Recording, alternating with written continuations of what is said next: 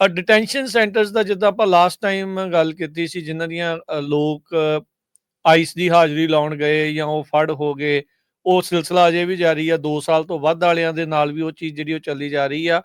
ਉਹਦੇ ਵਿੱਚ ਕੀ ਅਪਡੇਟਸ ਜਿਹੜੀਆਂ ਕੁਛ ਆ ਰਹੀਆਂ ਆ? ਕੀ ਡਿਟੈਂਸ਼ਨ ਸੈਂਟਰ ਤੋਂ ਉਹ ਬਾਹਰ ਆ ਪਾ ਰਹੇ ਆ ਜਾਂ ਅਜੇ ਵੀ ਉੱਥੇ ਹੀ ਫਸੇ ਆ? ਅਦਾਲਤ ਵਿੱਚ ਕੇਸ ਚੱਲ ਰਹੇ ਆ? ਕੀ ਮਤਲਬ ਹੋ ਰਿਹਾ ਉਹਦੇ ਵਿੱਚ? ਕੀ ਅਪਡੇਟ ਹੈਗੀ ਜਿਹੜੀ ਆਈਸ ਰੇਡ ਤੋਂ ਬਾਅਦ ਲੋਕ ਫੜ ਹੋ ਰਹੇ ਆ, ਉਹਨਾਂ ਦੀ ਕੀ ਅਪਡੇਟ ਆ ਰਹੀ ਹੈ? ਸੋ ਕੀ ਸੀਗਾ ਕਿ ਇੱਕ ਫੋਰ ਐਗਜ਼ਾਮਪਲ ਉਦਾਹਰਨ ਦਿੰਦਾ, ਬੰਦੇ ਦਾ ਇਮੀਗ੍ਰੇਸ਼ਨ ਕੋਰਟ ਨੇ 10 ਸਾਲ ਬਾਅਦ ਕੇਸ ਜਿਹੜਾ ਡਿਸਮਿਸ ਕਰਤਾ, ਠੀਕ ਆ, ਪੀਡੀ ਜਿਹਨੂੰ ਕਹਿੰਦੇ ਦੇਤੀ। ਚਾਹੀਦੀ ਨਹੀਂ ਸੀਗੀ ਉਹਨੂੰ, ਕੇਸ ਲੜਨਾ ਚਾਹੁੰਦਾ ਸੀਗਾ, ਫੈਸਲਾ ਚਾਹੁੰਦਾ ਹੈਗਾ, ਨਹੀਂ, ਪਰ ਜੱਜ ਤੇ ਸਰਕਾਰੀ ਵਕੀਲ ਲੜ ਕੇ ਜਾਂਦੇ ਕਈ ਵਾਰੀ ਕਿ ਨਹੀਂ ਆਪਾਂ ਨਹੀਂ, ਤੂੰ ਅਸਾਲਮ ਆਫਿਸ ਦੇ ਮੂਹਰੇ ਜਾ ਕੇ ਲਾ। ਅਸਾਲਮ ਆਫਿਸ ਦੇ ਮੂਹਰੇ ਟਾਈਮ ਸਰ ਕੇਸ ਲੱਗਾ ਸੀਗਾ, ਉਹ ਵੀ ਮੇਰੇ ਖਿਆਲ 2022 ਤੋਂ ਕੇਸ ਜਿਹੜਾ ਲੱਗਾ ਸੀਗਾ। ਤੇ ਟਰੱਕ ਦਾ ਲੋਡ ਡਿਲੀਵਰ ਕਰਨ ਗਿਆ ਤੇ ਉੱਥੇ ਛਾਪੇਮਾਰੀ ਜਿਹੜੀ ਹੋਈ ਉਹਦੇ ਵਿੱਚ ਫਸ ਗਿਆ ਤੇ ਫੜ ਕੇ ਉਹਨੂੰ ਜੇਲ੍ਹ 'ਚ ਪਾਤਾ। ਹੁਣ ਤੱਕ ਜੇਲ੍ਹ 'ਚ ਹੀ ਆ, ਤੁਸੀਂ ਲਾ ਲਓ 10-15 ਦਿਨ ਜਿਹੜੇ ਹੋ ਗਏ ਆ। ਹੁਣ ਨਿਊ ਜਰਸੀ ਤੋਂ ਮੇਰੇ ਖਿਆਲ ਨਿਊ ਮੈਕਸੀਕੋ ਮੂਵ ਕਰਤਾ ਤੇ ਉੱਥੇ ਜਿਹੜਾ ਕੇਸ ਵੀ ਨਾਲ ਹੀ ਮੂਵ ਕਰ ਦਿੰਦੇ ਆ ਤੇ ਜੱਜਾਂ ਦੀ ਰੇਟਿੰਗ ਵਗੈਰਾ ਵੀ ਨਹੀਂ ਵਧੀਆ। ਤੇ ਤੁਸੀਂ ਜਰਾ ਸੋਚ ਕੇ ਵੇਖੋ ਕਿ ਨਾ ਕੋਈ 2 ਸਾਲ ਵਾਲਾ ਚੱਕਰ, ਠੀਕ ਆ, 10 ਸਾਲ ਹੋ ਗਏ ਬੰਦੇ ਨੂੰ ਆਏ।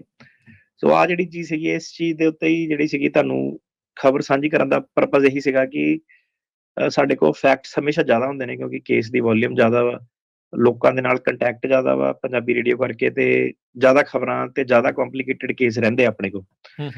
ਸੋ ਹੁਣ ਜੇ ਇਹਨੂੰ ਸੋਚਿਆ ਜਾਵੇ ਕਿ ਬੰਦਾ ਤਾਂ ਆਲਰੇਡੀ ਜੱਜ ਦੇ ਮੂਹਰੇ ਸੀਗਾ, ਉਹ ਕਹਿੰਦਾ ਯਾਰ ਮੈਂ ਕੇਸ ਲੜਨਾ, ਤੁਸੀਂ ਪਹਿਲਾਂ ਧੱਕੇ ਨਾਲ ਡਿਸਮਿਸ ਕਰ ਦਿੰਦੇ ਆ, ਫਿਰ ਤੁਸੀਂ ਅਸਾਈਲਮ ਆਫਿਸ ਮੂਹਰੇ ਉਹਨੂੰ ਭੇਜ ਦਿੰਦੇ ਆ, ਫਿਰ ਤੁਸੀਂ ਜੇਲ੍ਹ 'ਚ ਪਾ ਲੈਂਦੇ ਆ। ਇਹਦਾ ਕੋਈ ਪਰਪਸ ਹੀ ਨਹੀਂ ਸੀ। ਉਹ ਕਿਹੜਾ ਭੱਜ ਰਿਹਾ ਹੈਗਾ ਕੋਈ ਤੁਹਾਡੇ ਕੋਲ, ਤੇ ਆਪ ਹੀ ਪਹਿਲਾਂ ਚਾਹੁੰਦਾ ਹੈਗਾ ਕਿ ਮੇਰਾ ਕੇਸ ਜੱਜ ਮੂਹਰੇ ਕਰੋ। ਤੇ ਉਸ ਤੋਂ ਬਾਅਦ ਹੁਣ ਜਿੱਦਾਂ ਕਦੀ ਨਿਊ ਜਰਸੀ ਤੋਂ ਲੋਕਾਂ ਨੂੰ ਟੈਕਸਸ ਭੇਜ ਦਿੰਦੇ ਆ, ਕਦੀ ਕਿਤੇ ਨਿਊ ਮੈਕਸੀਕੋ ਭੇਜ ਦਿੰਦੇ ਆ।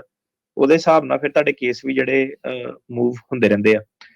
ਤੇ ਇਹ ਜਿਹੜਾ ਚੱਕਰ ਸੀਗਾ, ਜਾਇਜ਼ ਆ ਕਿ ਨਜਾਇਜ਼ ਆ, ਇਹ ਤੁਸੀਂ ਹੁਣ ਦੇਖੋ ਕਿੱਦਾਂ। ਪਰ ਇਹ ਚੀਜ਼ ਹੋ ਰਹੀ ਆ, ਡਜ਼ਨਟ ਮੈਟਰ ਕਿ ਤੁਹਾਨੂੰ ਚੰਗੀ ਲੱਗੇ ਮਾੜੀ ਲੱਗੇ, ਤੁਸੀਂ ਇਹਨੂੰ ਕਹੋ ਕਿ ਜਾਇਜ਼ ਆ ਨਜਾਇਜ਼ ਆ, ਬੰਦਾ ਜੇਲ੍ਹ ਦੇ ਅੰਦਰ ਅੱਜ ਦੀ ਡੇਟ ਦੇ ਵਿੱਚ ਵੀ, ਠੀਕ ਆ। ਤੇ ਜਦੋਂ ਜੱਜ ਸਾਹਿਬ ਹੁਣ ਆਪਣਾ ਟਾਈਮ ਦਊਗੇ, ਜਿਹੜਾ ਕਿ ਹੁਣ ਉਹ ਕਹਿੰਦੇ ਕਿ ਨਿਊ ਮੈਕਸੀਕੋ ਜਾ ਕੇ ਹੀਅਰਿੰਗ ਜਿਹੜੀ ਆਣੀ ਆ, ਤੇ ਉਹਦੇ 'ਚ ਫਿਰ ਪਤਾ ਲੱਗੂਗਾ ਕਿ ਛੱਡਦੇ ਆ ਤੇ ਫਿਰ ਦੁਬਾਰਾ ਕੇਸ ਕੈਲੀਫੋਰਨੀਆ ਮੂਵ ਹੁੰਦਾ, ਕਿ ਨਹੀਂ ਛੱਡਦੇ ਤੇ ਆਪਣਾ ਮੈਕਸੀਕੋ ਦੇ ਵਿੱਚ ਕੇਸ ਜਿਹੜਾ ਲੜਨਾ, ਨਿਊ ਮੈਕਸੀਕੋ 'ਚ ਕੇਸ ਲੜਨਾ ਪਊਗਾ।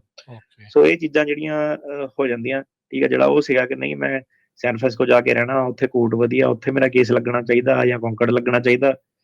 ਤੇ ਤੁਸੀਂ ਦੇਖੋ ਕਿ ਚੰਗਾ ਭਲਾ ਬੰਦਾ ਫੈਮਿਲੀ ਮੈਨ ਜਿਹੜਾ ਸੀਗਾ, ਉਹਨੂੰ ਫੜ ਕੇ ਜਿਹੜੀ ਖੱਜਲ ਖਰਾਬੀ ਜਿਹੜੀ ਕਰ ਦਿੱਤੀ ਜਾਂਦੀ ਹੈ, ਠੀਕ ਆ।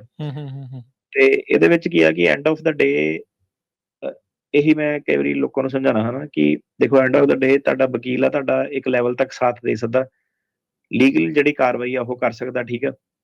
ਪਰ ਇਹਦੇ ਵਿੱਚ ਥੋੜੀ ਆਪਣੀ ਜਿਹੜੀ ਐਕਸਪੈਕਟੇਸ਼ਨਸ ਹੈਗੀ ਆ ਕਿ ਲੈ ਯਾਰ ਏਦਾਂ ਕਿੱਦਾਂ ਮੇਰੇ ਨਾਲ ਹੋ ਗਿਆ, ਇਹ ਤਾਂ ਸਰਕਾਰ ਨੇ ਧੱਕਾ ਕਰਤਾ। ਉਹ ਅਗਲੇ ਤਾਂ ਕਹਿ ਰਹੇ ਆ ਕਿ ਉਹਨਾਂ ਨੇ ਧੱਕੇ ਕਰਨੇ ਆ।